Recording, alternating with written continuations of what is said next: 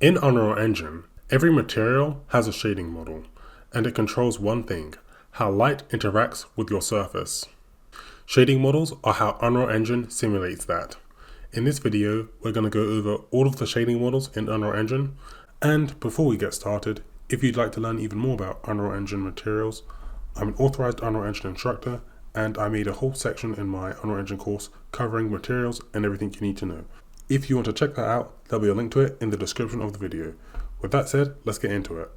First up, we have the default lit shading model. This is the one everyone uses. It responds to all lights in your scene. It supports metallic surfaces, roughness, specularity. You can use it for almost anything. Next up, we have Unlit. Unlit materials ignore all lighting in your scene completely.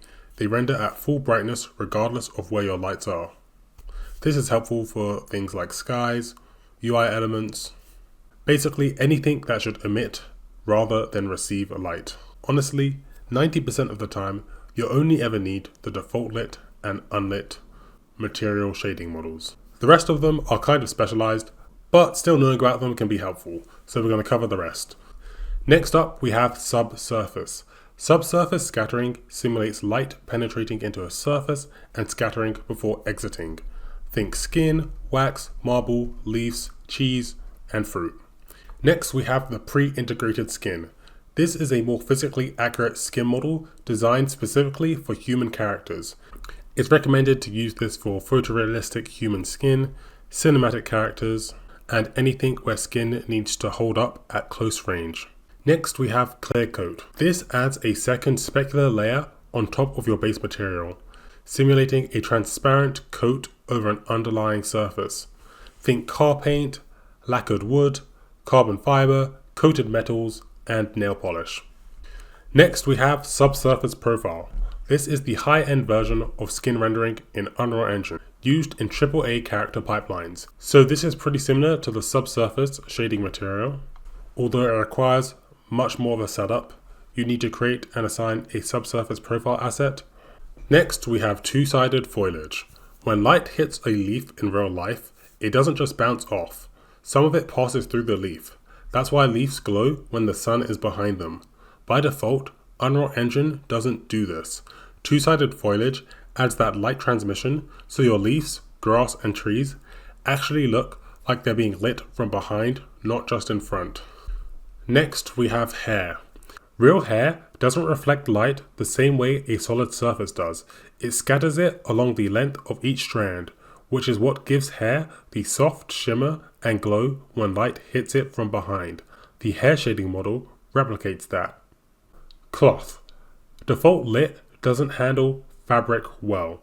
It treats it like any other surface, which makes it look flat and plasticky up close. The cloth shading model accounts for the tiny fibers on the surface of textiles that catch grazing light, giving you that soft sheen you see on velvet or cotton. Eye. A real eye isn't flat. The cornea is a transparent dome sitting over the iris, and light bends as it passes through it. Without accounting for that, eyes can look dull and a bit lifeless. The eye shading model handles that refraction and depth so your character's eyes actually look like eyes. Unreal Engine's metahumans use this by default. Next, we have the single layer water. This one is built specifically for bodies of water.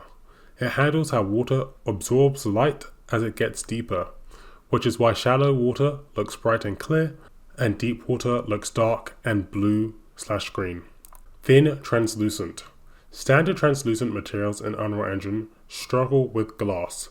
The refractions on the front and back surfaces don't behave correctly. Thin translucent fixes that, giving you proper glass with accurate reflections on both sides. You can also tint the light passing through it, useful for colored glass or tinted windows. From material expression. This lets you drive the shading model dynamically through a material graph input, rather than setting it in the details panel. This means you can blend between shading models based on a texture, a parameter, or any other logic in your graph. This is quite complex, and it's only really recommended you use this if you're an advanced Unreal Engine user. So those are all of the different shading models in Unreal Engine. If you are just getting started with Unreal Engine, I'm an authorized Unreal Engine instructor. Make sure to check out my free Unreal Engine beginner course that will teach you the basics of the engine. If you enjoyed this video, make sure to like and subscribe, and I'll see you guys in the next one. Bye!